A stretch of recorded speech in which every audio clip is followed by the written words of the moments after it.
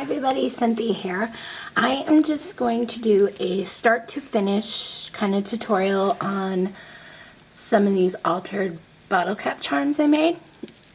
I wanted to get this done for you guys sooner, but this week has been really crazy with getting repairs done to our place. My dryer went, I've had leaks in my sinks. It was like one thing after another, so with everybody coming in and out, I didn't get a chance to do any videos, but I did promise I would try and get this done for you, so I want to do it today. Now the bottle caps that I use are from Bead Landing Found Objects. You get 16 pieces in a pack, and I got these at Michael's, and they look like this, and they're wider than a normal bottle cap, and they're also beveled on the edge. So when I say I'm going to flatten it, it doesn't get completely flat. It ends up looking like this. So basically it just takes this beveled edge and rolls it down. Okay, this is what they look like from the back. Okay, unrolled and rolled, and then, you know, that's the side view. So these are already beveled. If you go to put a regular bottle cap, like this is a beer bottle cap, you can see the difference. These have the beveled edge, and these are straight. Okay, so when you go to put them in your Cuttlebug, they're going to get completely flat, and it might crack your plate with the sandwich that I'm giving you. So if you want to learn how to flatten these type of bottle caps, just do a YouTube search. There's tons of tutorials out there on how to flatten bottle caps, including these. You know, and then just choose one that best suits you. So let me get started. I just wanted to, you know, share that with you really quick. So I'm going to use my Cuttlebug, get this out, and the first thing I'm going to use is my A-plate. Okay, try and do it this way so you guys can move my camera a little bit there. Sorry. Okay, A-plate, bottle cap face up, and then I use one of my Spellbinders rubber embossing mats. You get 2 in a pack. I bought these at Michael's. I basically use these to emboss my Spellbinders dies, but you can use them for flattening your bottle caps as well. Now it will mark up your mat, but it won't cut into it. Okay, so just wanted to let you know that it will cut into it if you use the straight ones, like I told you. So don't use those with this sandwich. A-plate, bottle cap face up, Spellbinders embossing mat, and then I'm going to use my C-plate. And just going to run that through. Let me get this out of the way.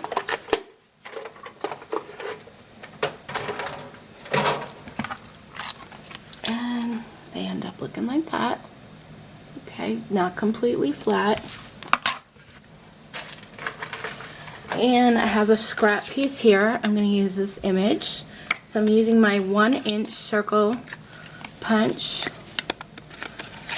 And let's see if I can line this up good.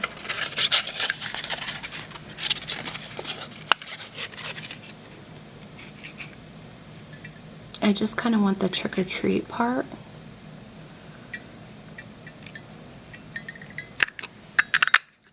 Okay. I use glossy accents to glue my image down to my bottle cap. So I'll run a little bit along the edge and then in the center. You don't need a whole lot of this, but you want to make sure it really adheres well to the bottle cap. I push down in the center, okay, of the image, and then I'll work my way out to the ends. And then I just start turning it and pressing down with my thumb. The reason why you really want to make sure this image is flat, you don't get any air pockets or bubbles in there, or your image will end up lifting when you go to glossy accent on top. Okay, let me make sure that's all flattened down. Yep. Okay, now I'm going to run Glossy Accents all the way around the edges first, and then I'm going to work my way into the center. I just do it this way. I tend to get less air bubbles that way, but I still get air bubbles sometimes. So the thing that I do if I see some air bubbles is I get like a sewing pin, or one of those head pins, and I work the bubbles out to the edge of my image and try and get them out that way. Check for air bubbles. See, I do. I have a little one right there. So I just take one of my pins and I just kind of pull at that air bubble until I get it to the edge and work it out.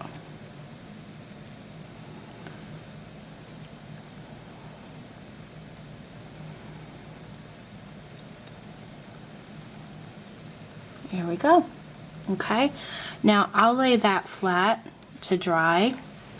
I already have one dried for the purpose of this video, and I've already gone ahead and punched my holes in my charm with my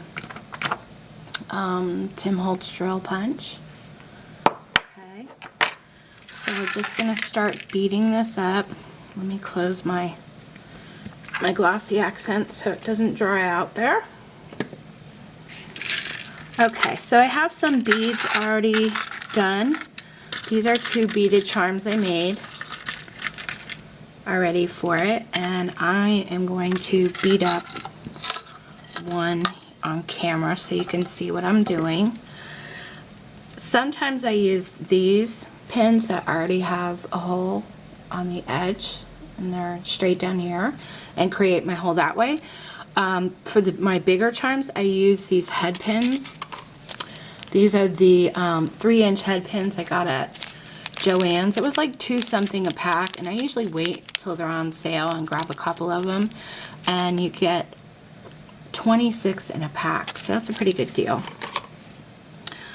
Okay, so let me just start beating this up for you guys.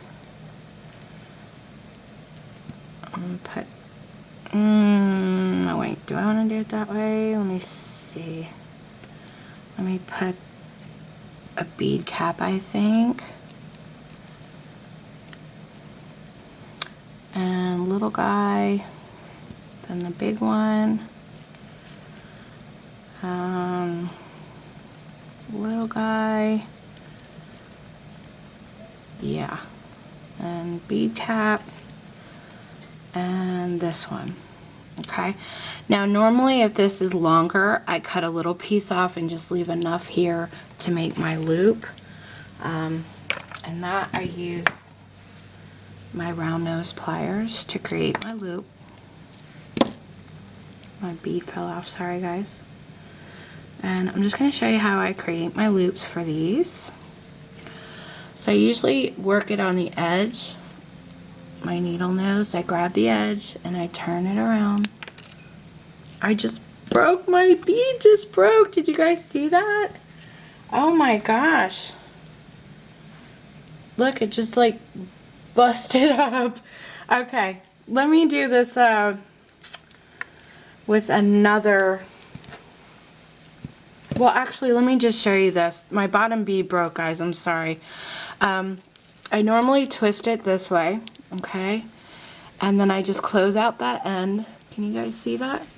And then I'll just go back in and turn it so that it ends up being straight. Okay? I'll put my jump rings on here. And then, now you guys know this charm should have more beads on it, but it just broke on me. That was so weird. It's a nice glass bead too. Okay, have jump ring on here. And close that out. It was one of these really pretty, you guys can see these glass beads. It just like shattered. It was weird. I never had that happen. Okay, let me open up this jump ring, and I'm going to hook that on there, and open this one up. I put these on ahead of time so the tutorial would go a little bit quicker. Okay, now for my top, for my hanger, I'm going to put a jump ring.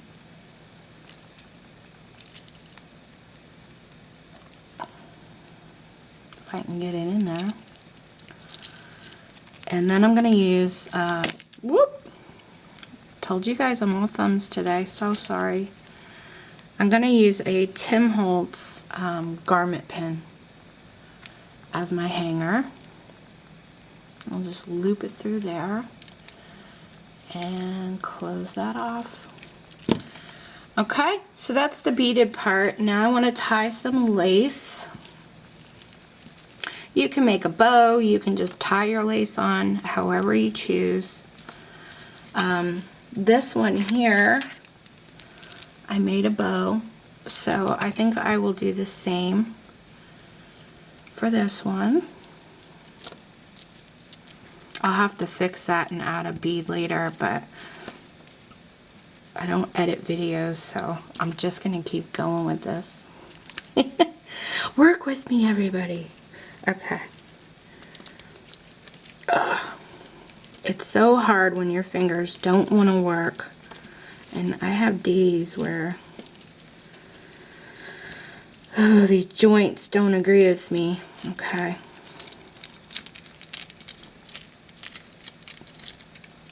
Gets better though. The more you work with your hands throughout the day, the better they feel, at least for me anyway. Okay. Tied my bow. Move that forward here. You're gonna have to kind of play around with it and get it the way you like it, but then once you do get it to where you want it, you want to add some kind of adhesive inside, so that'll help prevent it from falling, from like opening back up, you know what I mean? So I usually use a little bit of Fabri-Tac, and I'll just take like my tweezers, this is the center of my bow, and I'll kind of like, see if I can do it on camera, kind of pull it open there, and then I'll add a little bit of adhesive inside and flap that back open, and then press it together for a while just so it stays dry, or I mean till it's dry, and then it won't open back up for me.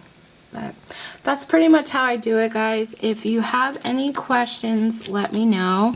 Hopefully I covered just about everything. And thanks for watching. Take care. Have a great day.